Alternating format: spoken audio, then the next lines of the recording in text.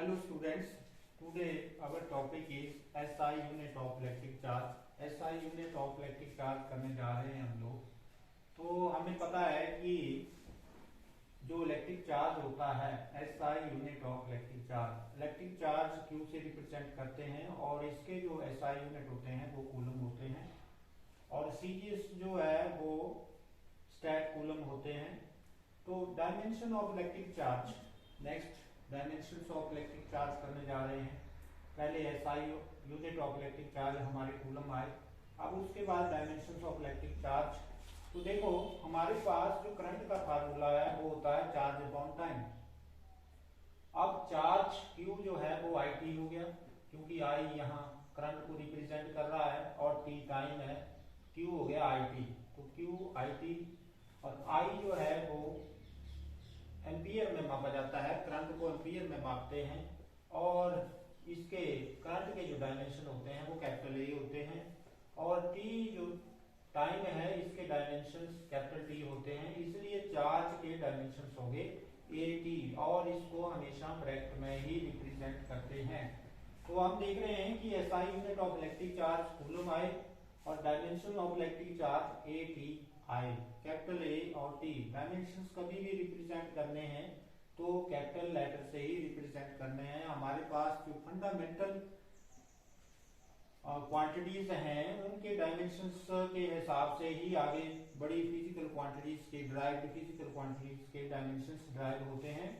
तो वैसे ही dimensions of electric charge AT हुआ। अब टाइप्स ऑफ चार्ज, टाइप्स के चार्ज कितने प्रकार का होता है?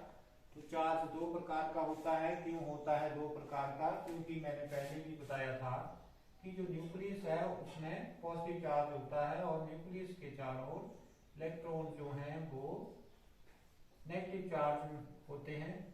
तो ये एटम की बात है। तो इस प्रकार से दो प्रकार का चार्ज होता है, पॉजिटिव चार्ज और नेगेटिव चार्ज। तो जो प्रोटॉन के ऊपर चार्ज होता है उसको पॉजिटिव चार्ज कहते हैं, जो इलेक्ट्रॉन के ऊपर होता है उसे नेगेटिव चार्ज कहते हैं। तो इस केस में भी वैसे ही है कि पॉजिटिव चार्ज, एक पॉजिटिव चार्ज आया दूसरा नेगेटिव चार्ज आया। पॉजिटिव चार्ज क्या है? Charge on the proton called positive charge.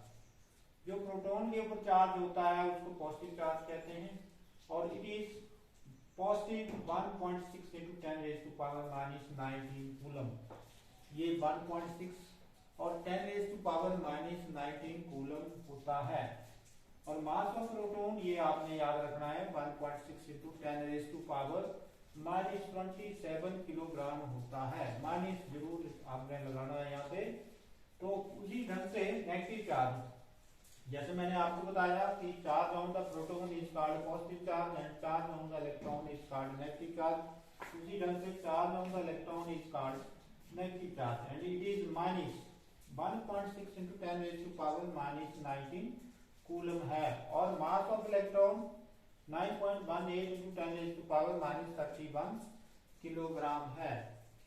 अब इसके आगे नेक्स्ट जो लाइक चार्जेस होते हैं, लाइक और सेम चार्जेस, जैसे हमारे पास ये अगर एक पॉजिटिव चार्ज है और ये पॉजिटिव चार्ज है तो ये हमारे लाइक चार्जेस हुए, तो ये एक दूसरे को रिपेल करेंगे।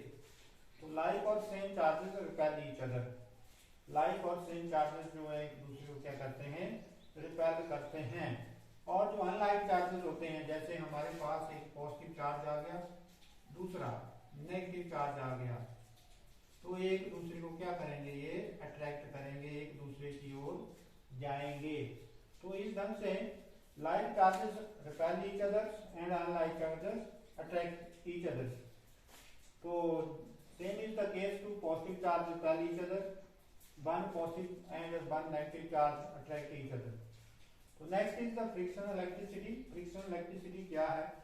जब भी हम लोग अपनी जो हमारे पास कंघी होती है घर में और उसको हम बालों के साथ रगड़ते हैं तो उसके ऊपर चार्ज डेवलप हो जाता है और जब हम उसको डस्ट पार्टिकल के पास लाते हैं तो वो डस्ट पार्टिकल उसको अट्रैक्ट करती है। तो उसमें जो चार्ज डेवलप हुआ है वो रब करने से हुआ है। आपने हेयर्स को, कॉम को हेयर के साथ रब किया है और जो चार्ज कॉम के ऊपर डेवलप हो रहा है due to rubbing, that is called frictional electricity. The charge dwell on the body due to fact that when it is rubbed against another body, that is called frictional electricity. So what is frictional electricity? Frictional electricity is developed when one body is rubbed against the another body.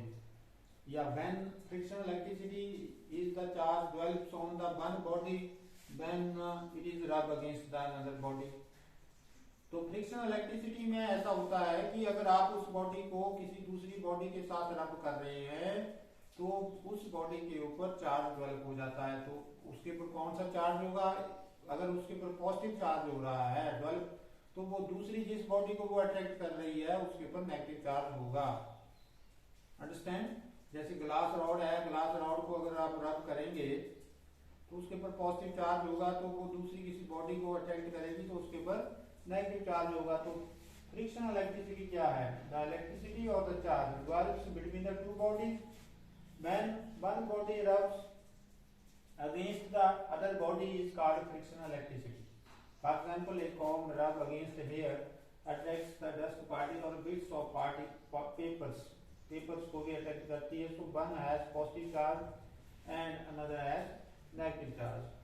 So this is all about the SI unit and frictional electricity.